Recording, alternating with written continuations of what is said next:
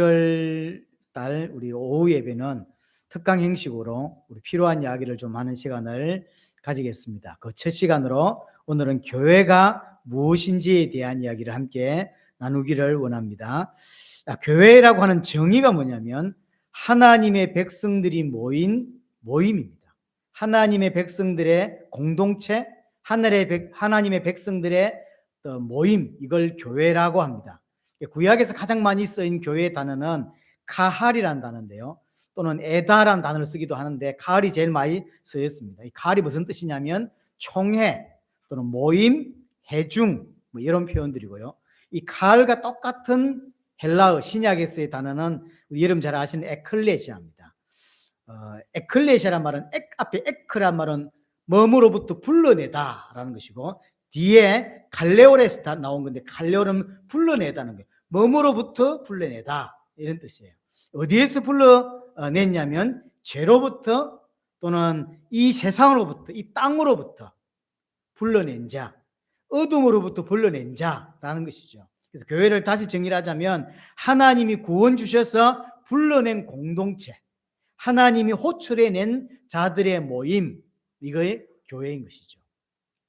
로마서 8장 3절에 보면 미리 정하신 그들을 또한 부르시고 그랬죠. 하나님이 예정하시고 불러서 모이게 된 사람들, 그게 교회인 것이죠. 그리스도 안에 불러 모아진 공동체가 교회입니다. 여기서 이 강조점은 어디 있냐면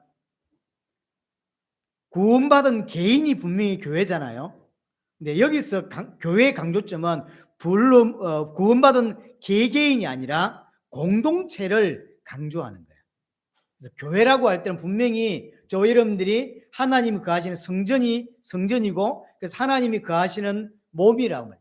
교회인 거죠. 하지만 성경 안에서 교회라고 할 때는 개인을 설명하는 게 아니라 함께 모여진 사람 전체를, 공동체를 교회라고 이야기를 하는 거예요. 이제 개인에 대한 강조점이 어디서부터 많이 시작됐냐면 종교 개혁자들부터 많이 시작이 됐어요. 왜 그러냐면 중세 1000년 넘는 시간 동안 개인보다는 신부나 사제나 교황 이런 사람들에 의해서 도움을 받아서 구원받는다고 생각을 한 거죠. 그러니까 개인이 아니라 예수 그리스도가 우리의 중보자가 되셔서 내가 직접 그 예수 그리스도를 붙들고 직접 하나님을 만나는 개념이 아니라 사제라든가 신부라든가 이런 사람들이 의해서, 그래서 자기들만의 가톨릭 처치에 의하여 하나님을 만나는 것처럼 설명이 됐다고요. 그래서 큰 문제가 발생했죠. 그래서 종교개혁자들은 굉장히 많이 강조한 게 뭐냐면 개인 구원. 구원은 자체가 개인이죠. 부모님이 믿는다고 자신이 믿는 건 아니란 말이죠. 그래서 개인 구원이 분명히 맞습니다. 그래서 종교개혁자들은 만인 제사장을 굉장히 많이 강조해요. 그건 천주교 때문이었어요. 근데 문제는 뭐냐면 종교개혁 이후에 그래서 개인 구원, 만인 제사장을 강조하다가 보니까 교회 안에 어떤 흐름이 와버리냐면 교회 안에서 개인화가 돼버리는, 교회의 의미를 상실하는 시대가 돼버렸어요. 이건 하나의 굉장히 좀 약점이죠. 분명히 하나님께서 우리에게 그리스도를 보내주셨고 유일한 중보자이신 예수 그리스도를 통하여 하나님을 만날 수 있게 되었습니다. 그건 옳은 것입니다. 그래서 우리는 사제나 어떤 교회나 어떤 이런 교황에 의해서가 아니라 오직 예수 그리스도를 통해서만 하나님을 만날 수 있는 거죠. 만인 제사장이 맞습니다. 하지만 이게 인간의 죄성 때문에 이게 약점이 드러난 거죠. 그래서 교회 공동체가 아니라 교회 안에서 개인주의로 흘러가는 약점이 드러나게 돼요. 이게 죄성이에요. 원래는 그 의도가 아닌데, 교회는, 성경에서 말하는 교회는 전체 공동체를 의미하는 겁니다. 그래서 항상 신앙은 그래요. 그래서 구원받은 이스라엘이라죠. 이스라엘이라고 할 때는 개인을 두고 하는 말이 아니라 전체 이스라엘이죠. 우리가 하나님과 함께 한다라는 단어, 임마누엘이라고 하는 단어도 하나님이 우리와 함께 한다는 의미예요. 개인이 아니라. 그래서 하나님이 나와 함께 하신다는 건 다른 단어가 있습니다. 항상 성경에서 말하는 신앙은 공동체를 의미해요. 항상. 그래서 그게 교회 개념입니다. 그래서 교회는 그리스도를 머리로 하고 개인이 하나의 유기체적으로 묶여져 있는, 그래서 그리스도를 머리로 하고 나머지 모든 몸들이 성도 한 사람 한 사람들이 다 이렇게 유기체적으로 모여들어서 한 교회가 되는 것이죠. 그래서 개인이 아니라 공동체적인 의미를 담고 있는 게 교회고요. 그래서 올바른 교회관이라고 하는 건 공동체적인 의미를 가진 교회관을 가진 사람을 보고 올바른 교회관을 가졌다라고 이야기를 합니다. 이제 이게 종교개혁자들에서 얼마 정도 이게 강력하게 이제 이야기를 하냐면, 우리가 어떤 임직을 하거나 목사 안수를 하거나 할 때 항상 고백하는 것 중에 하나가 웨스트민스 신앙 고백을 나의 신앙으로 받아들인다, 이런 표현을 하죠. 웨스트민스에서는 뭐라고 이야기하냐면 유형교회, 쉽게 말해 이런 교회를 말합니다. 이 유형교회 밖에는 구원이 없다라고까지 이야기하는 거예요. 그러면 밖에 정말 구원받은 사람이 없을까요? 교회 안 온 사람 중에서 구원받은 사람이 없을까요? 있어요. 하지만 학적으로는 뭐라고 이야기하느냐면 교회 밖에는 구원이 없다라고 하는 거예요. 반드시 구원받은 자는 교회를 다닐 수밖에 없고 교회 안에서만 구원이 일어난다라고 이야기를 하는, 그만큼 공동체를 강조하는 거예요. 그게 원래 교회의 의미인 거죠. 근데 이제 이게 종교 개혁을 거치면서 자신도 모르게 교회의 어떤 의미가 상실되고 개교회주의 또는 개인주의로 흐르는 굉장한 약점이 생겨버린 거예요. 그거는 조금 전에 말했듯이 죄성 때문입니다. 이 시대의 문제, 이 시대의 교회 문제는 개인주의로 흘러가요. 그래서 종교개혁 이후에 하나님과의 1대1 관계를 강조하기 시작했습니다. 그래서 중간에 사제, 교황이 다 빼고 또 죄 지은 것을 하나님께 바로 이야기하면 되지, 천주교처럼 어디 가서 고해 성사 이런 거 필요 없다는 거죠. 필요 없습니다. 그래서 종교개혁 이후에 개인권을 굉장히 강조한 건 좋았는데, 그러다 보니 교회의 의미가 어느 순간부터 무너지기 시작했어요. 그래서 이 교회라고 하는 공동체적인 교회를 세우신 분이 누구냐면 하나님이고, 하나님이 세우신 공동체의 핵심은 교회의 핵심은 공동체예요. 우리가 잘 아는 마태복음 16장 18절에 베드로의 고백 이후에 예수님이 너는 베드로라 이 반석 위에 내 교회를 세우겠다 그랬죠. 그래서 교회를 세우신 분이 예수님이고 하나님이에요. 우리가 볼 때는 너무나 나약해 보이는 이 교회, 연약해 보이는 이 교회를 하나님이 세우신 것이죠. 이걸로 오해해가지고 천주교에서는 베드로가 반석이라고 하는 거죠. 아닙니다. 그래서 베드로 위에 교회가 세워졌다고 그들은 믿어요. 왜냐하면 베드로라고 하는 뜻이 반석이니까. 근데 너무나도 예수님의 말씀이 너는 베드로라 이 반석 위에 내 교회를 세우겠다니까 베드로 위에 교회 세웠다고 생각하는데, 이걸 인칭이나 남성 여성이 다 따지면 하나도 안 맞아요. 여기서 반석이란 말은 베드로가 반석이 맞지만 그 반석을 말하는 게 아니에요. 이 반석은 베드로가 고백한 신앙이 반석이고 예수 그리스도가 반석이요. 그 위에 세워진 게 교회지 베드로 위에 세워진 게 교회가 아니에요.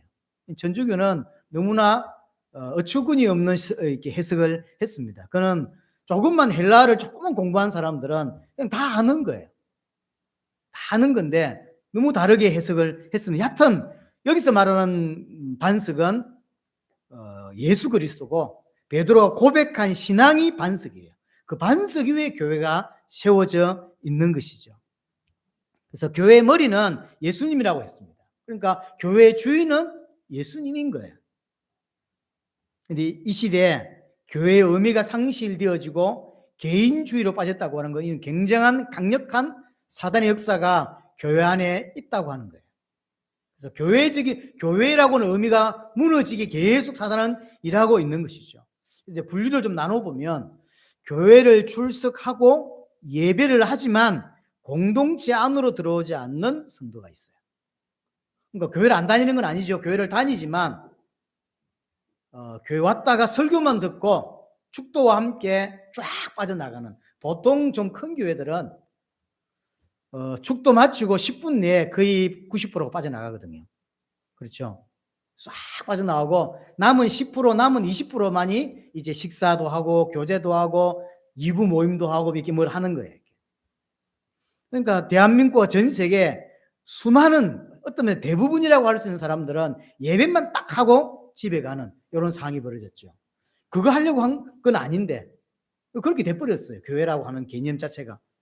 또 하나는 교회에 출석하지 않고 개인적으로 예배하는 사람들이 있는 거죠. 그런 사람이 있습니다. 아마 상처를 받았겠죠.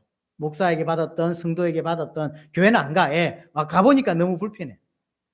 여러 가지 이유. 그래서 요즘은 잘 발달되어 있으니까 인터넷으로 그냥 다른 자기가 원하는 교회를 다 다닐 수 있죠. 인터넷으로 집에 앉아서. 그건 교회가 아닙니다. 그건 신앙이 올바르지 않아요. 그래서 이 땅에 나는 예수 믿습니다라고 하는 사람 중에서 실제로 구원하고 전혀 관계없는 사람들이 너무 많습니다. 어떤 건 믿고 어떤 건 안 믿는 건 구원 아니에요, 사실은. 제가 오전 예배도 말씀드렸지만 성경에서 말한 전체적인 의미를 다 믿어지는 것이고 그걸 인정하는 것입니다. 그래서 이 부분은 인정되고 이 부분은 난 싫어. 그래서 안 믿어라고 하는 건 자기가 종교로 하는 선택했을 뿐인 거예요. 하여튼 또 교회는 안 다니지만 11조 하는 사람들이 있거든요. 제가 어떤 분 설교를 들었는데 오래됐죠.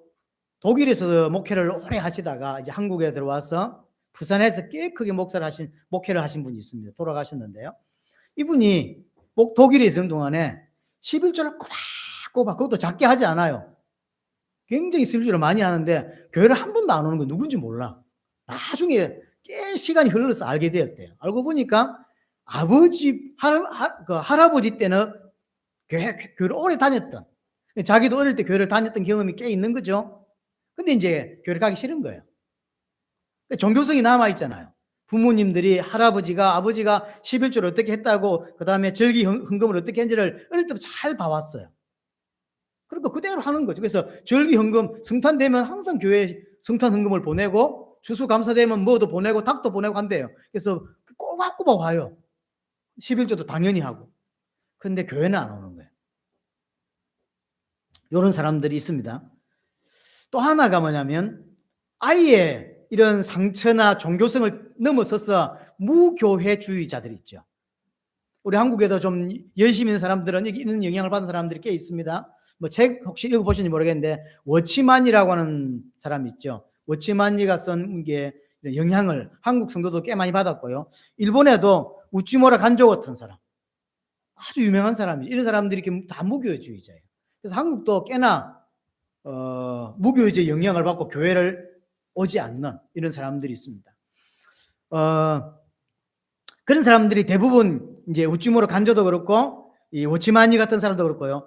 교회에 지금 갖추고 있는 어떤 시스템에 부정적 영향을 받은 거죠. 이게 지금 교회가 맞으라고 하는 어떤 부정적인 걸 갖고 있는 거죠.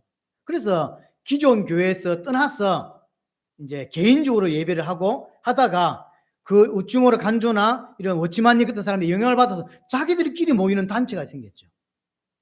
단체가 생기니까 어쩔 수 없이 또 보고 들은 건 또 있어가지고 똑같아. 교회 모습을 갖추는 거예요. 무교주의자인데 자기들끼리 모임을 해. 제가 이제 부산대 전도를 이제 몇 년 한 적이 있었는데요. 어떤 분을 만났는데 이제 이분이 무교회주의 대학생인 거죠. 그래서 자기 모임이 있다는 거죠. 가보긴 그래서 제가 따라 가봤습니다. 한번. 부산대 바로 정문 앞에 부산의 장전동에 그 건물이 있어요. 이거보다 훨씬 큰 교회 건물이에요.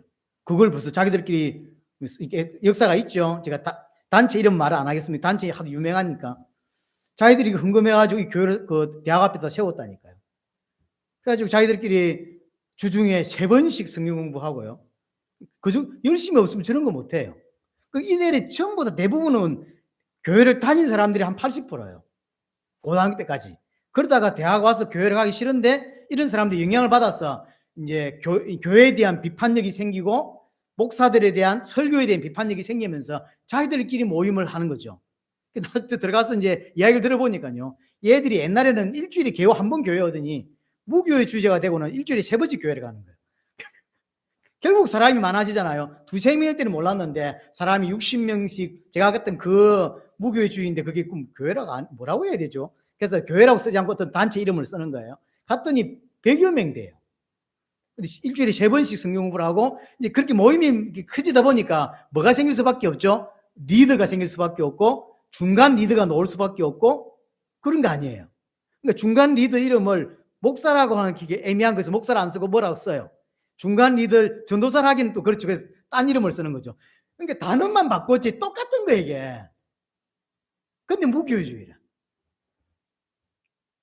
이 다 교회 안에 있는 어떤 시스템의 부정적 영향 때문에 자기들끼리 모였는데 결국은 해보니까 그 방법밖에 없는 거예요.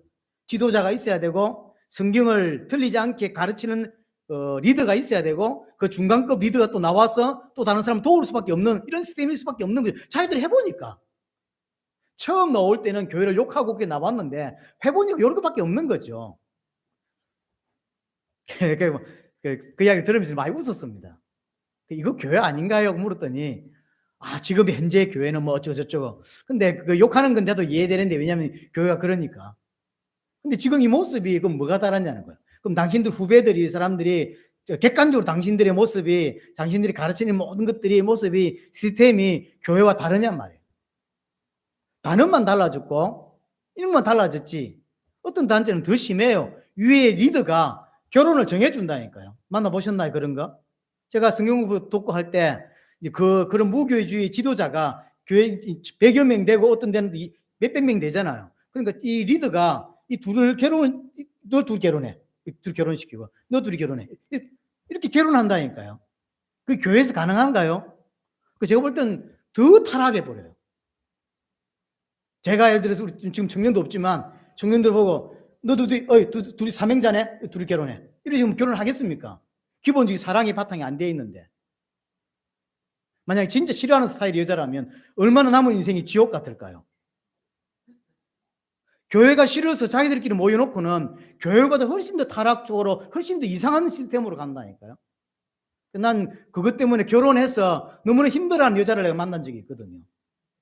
자기는 어릴 때부터 이 교회 이런 게 너무 가슴이 뛰었대. 그래서 남들은 잘 하지 않는 행동도 하고 수련회 이런 데 빠지는 법이 없어. 그래서 너무 뛰어나니까 단기 선교도 해외 갔다 오고 그러다 보니 그런 사람끼리 어울렸어요. 근데 이제 머리가 커지니까 교회의 어떤 부정적인 거 이런 시스템들에 대한 부정적인 게 생긴 거죠. 그래서 교회 밖에 사람들 만나면서 너무 좋았던 거예요. 아주 신실하게 성경 공부하고 교회 다녀보니까 자기들끼리는 성경 공부하는 애들이 한 명도 없네. 근데 대학 가서 보니까 성경 공부하는 애들이 너무 많단 말이에요. 그게 너무 좋았던 거죠. 근데 점점 빠져들어서 그 단체 안에서도 삼행자라는 말을 듣고 살았다. 그러니까 위에서 리더가 니 둘이 결혼해? 둘이 결혼해? 이렇게 식으로.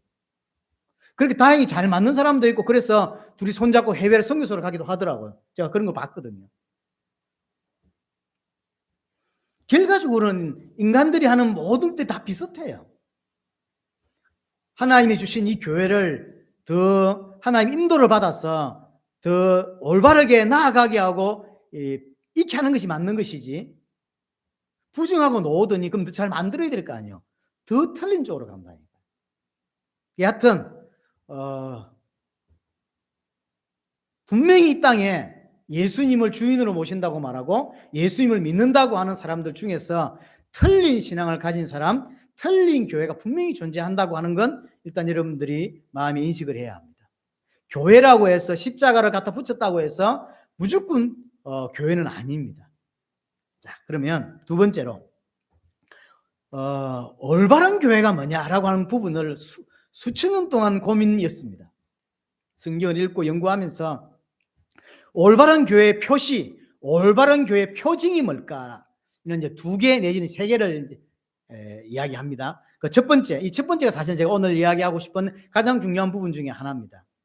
그게 참된 말씀의 선포입니다. 그래서 진짜 교회, 참 교회가 뭐냐라고 할 때 올바른 말씀이 선포되는 교회가 진짜 교회라는 거죠.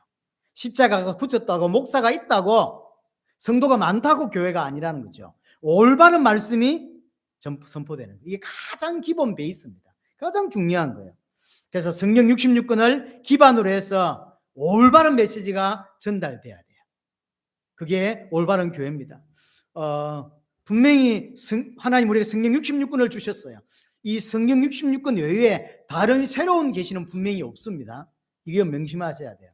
근데 이제 이단들이나 아주 독특한 이런 사람들은 성경 플러스 자기들만이 가지고 있는 책이라든가 교주의 말씀집 같은 이런 게 있죠. 곤란합니다. 우리 최영식 목사님이 자꾸 이제 우리 12강, 27강을 계속 그런 이야기를 해요. 그런 식으로 바라본다면 큰일 난다. 우리는 12강, 27강이 성경을 더 잘 이해하려고 만든 것이지 성경은 안 읽고 12강만 하는 건 옳지 않다. 이런 이야기를 굉장히 많이 강조해요. 저는 옳다고 생각합니다. 그래서 여하튼 여러분들 눈을 조금 들어서 보면 대부분의 잘못된 교회는 성경 외에 자기들만이 보는 어떤 말씀집이나 이런 것들이 따로 있어요. 교주들 이런 사람들. 그래서 어떤 것이 옳은 교회냐? 진짜 성경 자체가 말하고 싶은 메시지를 정확하게 선포하는 교회. 그 교회가 진짜 교회라는 거죠. 성경은 그리스도에 관한 책이고 그래서 성경 전체를 통해서 예수 그리스도가 정확하게 설명되어지고 선포되어지는, 그래서 처음 온 사람도 정확하게 구원을 받을 수 있도록 돕고 구원받은 또한 그 구원이 무르익을 수 있도록 도울 수 있는 교회, 그 교회가 올바르다고 하는 것이죠. 그러려면 성경 전체를 통해서 인간의 문제가 뭐며 왜 그리스도가 오셔야 되고 그리스도가 오셔서 어떤 일을 행하셨고 그리스도가 지신 십자가와 부활로 어떤 일이 일어났는지, 그리고 그렇게 믿는 자는 어떻게 살아야 되는지, 그리고 어디를 향해 살아야 되는지가 늘 할 수는 없지만 그것이 묻어서 나와줘야 되는 것이죠. 또 하나, 어떤 목회자의 어떤 주관적인 생각을 가지고 전체를 해석하는 것이 아니라 그 가끔마다 66권이니까 가끔마다 전달하고자 하는 것들이 풍성하게 다 전달되어지는 그 교회가 올바른 거예요. 어떤 목사님은 아주 강력한 메시지를 가지고 있는 분들은 몇 가지 어떤 주제가 있어요. 그걸 가지고 전체 66권을 끼워 맞추는, 그래서 여기 보고 저기 보고 막 하지만 온 성경을 다니면서 막 설교하는 것처럼 보이지만 실제로 보면 성경 전체가 아니라 몇 가지 주제를 가지고 성경을 그냥 해석하고 푸는, 굉장히 위험합니다. 제가 창세기 출애굽기를 지금 하고 있고 이제 요한복음이 이제 한 장 남았는데 아직 못 끝내고 있습니다. 이래 하면서 가끔씩 갈등하는 게 뭐냐면 어떤 본문은 예수 그리스도와 전혀 관계없어 보이는 본문이 있어요. 예수 그리스도에 관한 책인데 어떤 본문은 전혀 예수와 연결시키기 힘든 본문이 있다니까요. 그럴 때 고민이 돼요. 어떻게 해야 되나? 그건 그 자체로 또 의미가 있는 거예요. 그렇죠? 꼭 구원을 설명하지 않고 꼭 예수 그리스도를 설명하는 본문이 아니지만 구원받은 자에게 꼭 그 본문이 필요한 이유가 또 있는 거죠. 그럼 그 자체로서 설명이 되어져야 되는 거예요.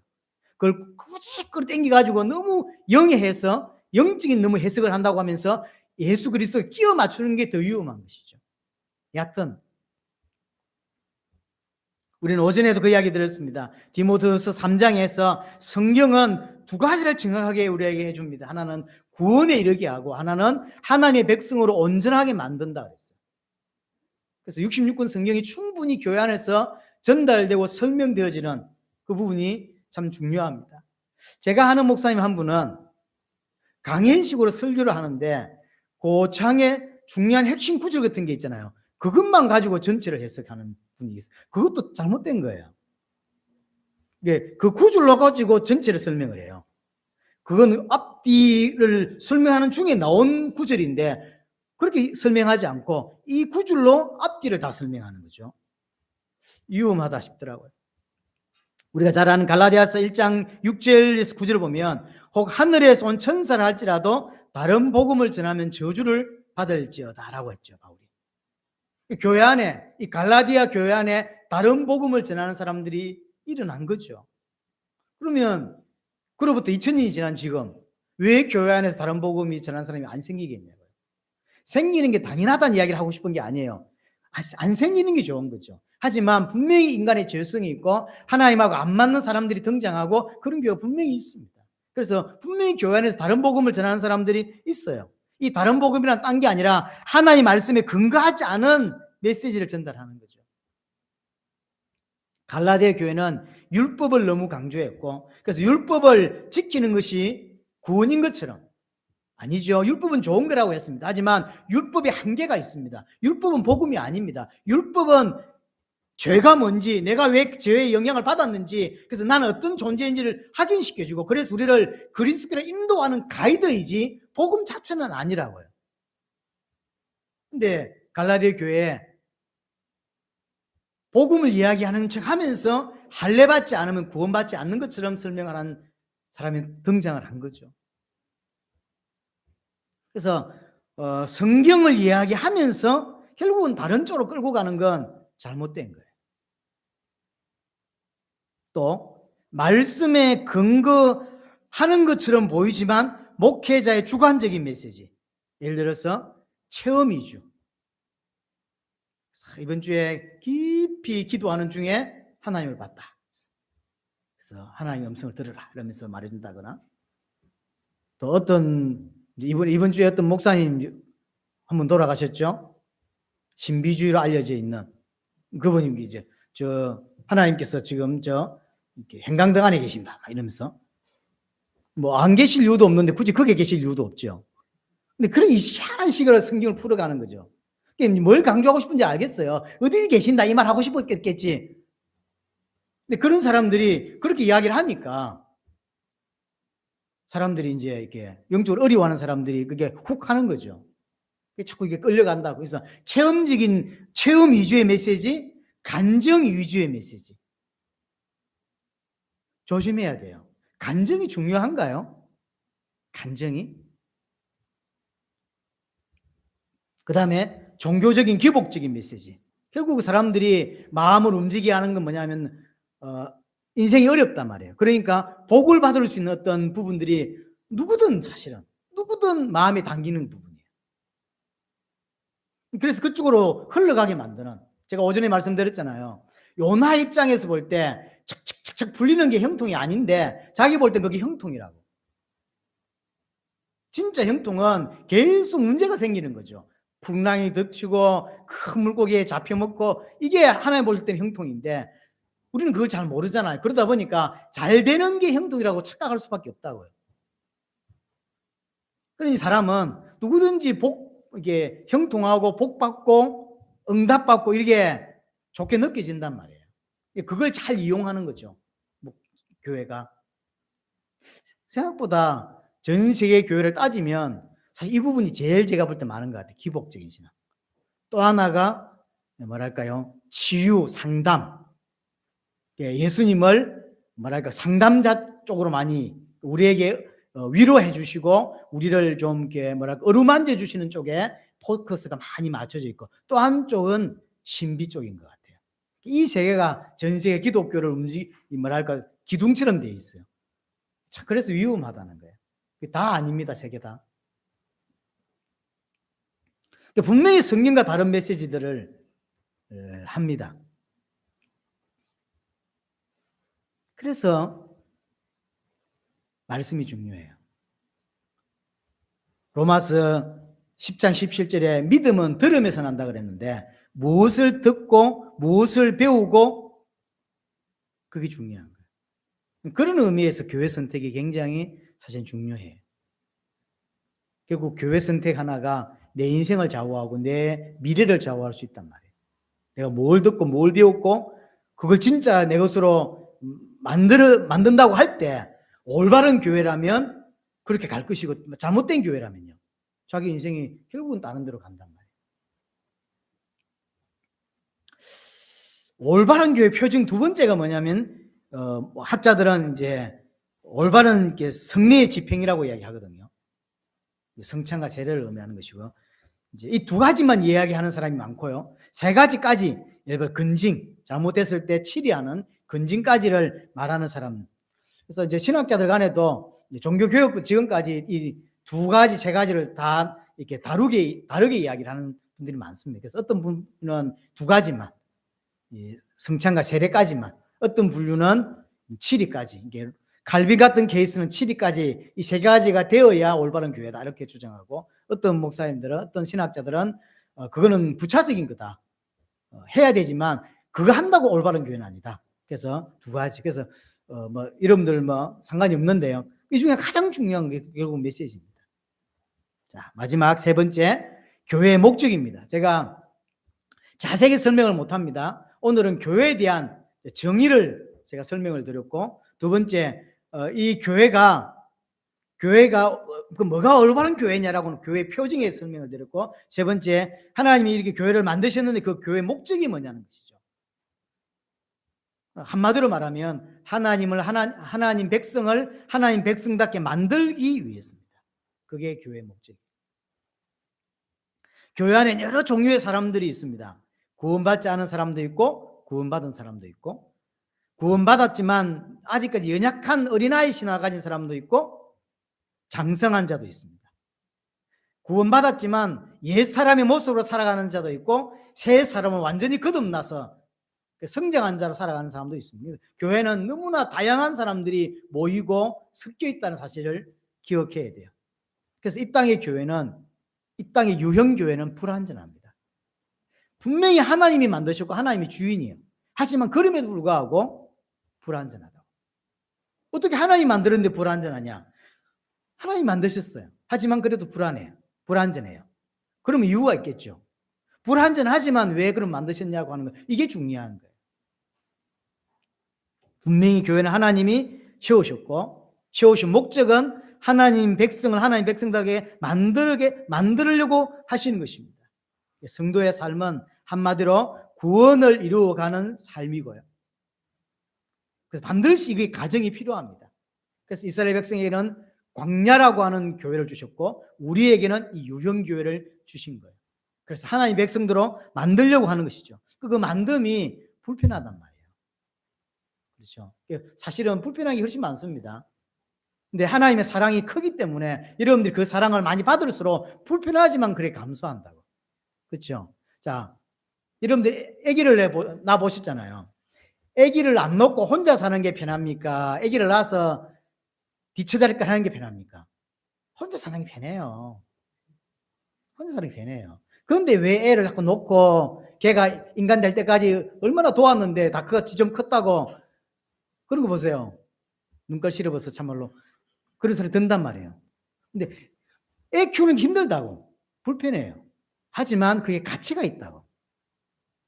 우리가 교회 생활은 마찬가지래요. 여러분들이, 우리는 뭐랄까, 내 마음 맞는 사람들끼리 모여서 뭐 하자는 게 아니에요. 그래서 어떤 면에서 교회 생활이 어떤 면에서 불편할 수 있어요.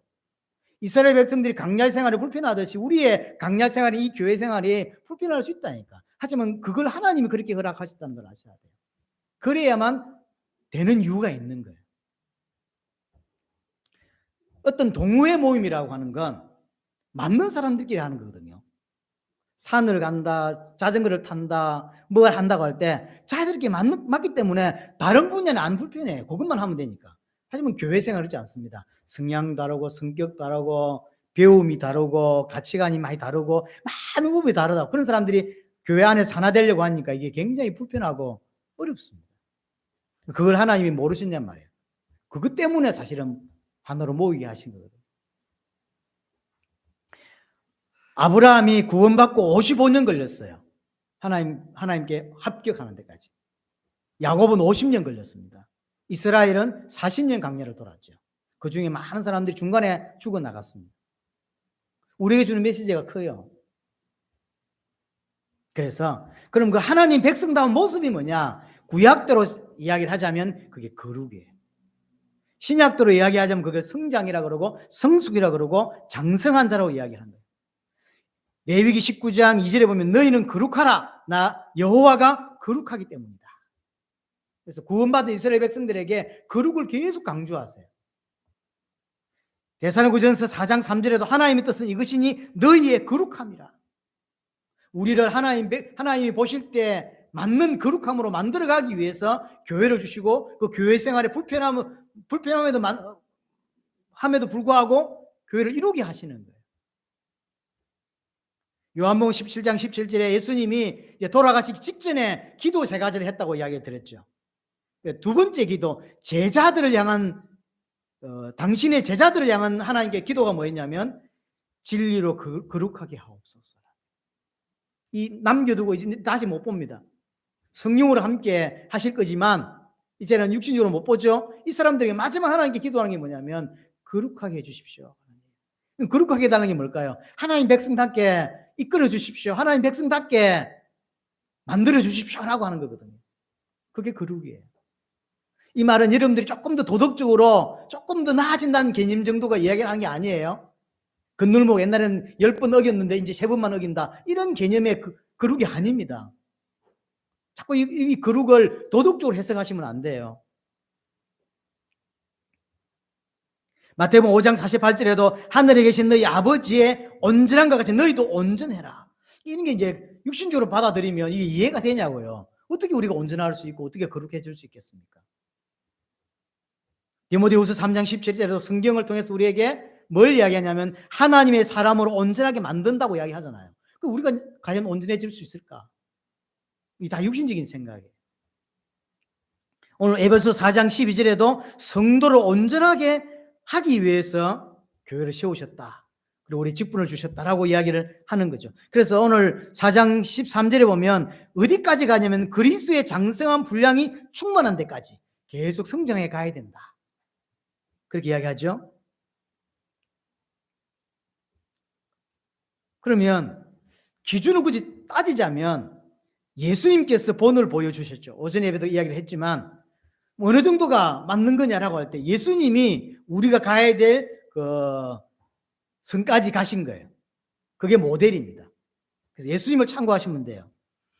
예수님이 온전히 순종하셨죠. 우리 또한 이 땅에서 하나님께 순종하기 위해서 가는 거예요. 계속. 그래서 하나님께 온전히 순종할 수 있는 자로 성장하기 위해서 교회를 만드신 거예요. 그게 교회 존재의 목적입니다. 예수님 자신을 부인하고 십자가 지셨습니다. 예수 믿겠다고 하는 제자들에게 자기를 부인하고 자기 십자가를 지라고 이야기해 주시죠. 예수님이 자기 십자가 지고 죽으셨죠. 온전히 하나님 앞에 다 내려놓고 온전히 하나님께만 순종했습니다. 우리 또한 예수님을 주인으로 모시고 내 의지, 내 가치관이 아니라 온전히 주님만을 주인으로 섬기는 갈라디아 2장 20절을 우리에게 신앙생활의 모델로 이야기를 해주시는 거죠. 고린도후서 5장 17절에도 육신을 위해 살지 않고 자기를 위해 죽으신 예수 그리스도를 위해 살아라고 이야기해 주시죠. 이게 우리가 가야 될 모습인 것입니다.